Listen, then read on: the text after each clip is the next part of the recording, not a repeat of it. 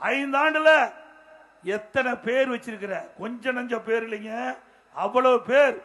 இதுல உங்களுக்கு ஏதாவது தெரியுதான்னு பாருங்க.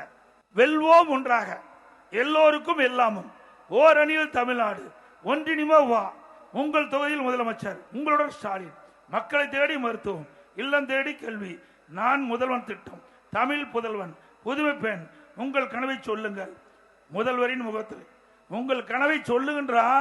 மக்கள்கிட்ட போய் கேட்டா திராவிட முன்னேற்ற கழகம் ஆட்சி முடிவு கட்ட வேண்டும் இந்த தேர்தல். அதுதான் எங்களுடைய கனவு. இவ்வளவு பேர் வைப்பதிலே நம்பர் 1 முதலமைச்சர் தமிழ்நாடு ஸ்டாலின். இதுல ஏதாவது ஒன்னாவது உங்களுக்கு புரியுதா? இவ்வளவு பேர் வச்சிருக்காரு. இந்த பேரில் அடங்கின திட்டம் மக்களுக்கு தெரியுமா? தீனா ஒரு பேரை வைப்பாரு, ஒரு திட்டத்தை அறிவிப்பாரு, அங்க போட்டோ ஷூட் எடுப்பாரு, பத்திரிகையில் வரும், ஊடகத்தில் வரும், அதோட முடிஞ்சு போச்சு. இப்படி பேர் வைப்பதற்கு நோபல் பரிசு கொடுக்கணும்னா ஸ்டாலின் கொடுத்தா பொருத்தமா இருக்கும்.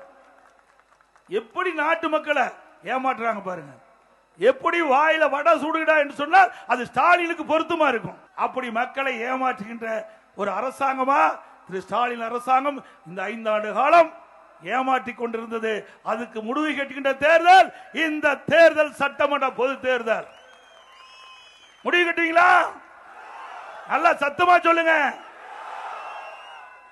கோடை காலத்தில் 2000 ரூபாய் கொடுக்கிறாராம். இப்பதான் கோடை காலம் வருதா? 2026 தான் கோடை காலம் வருதா?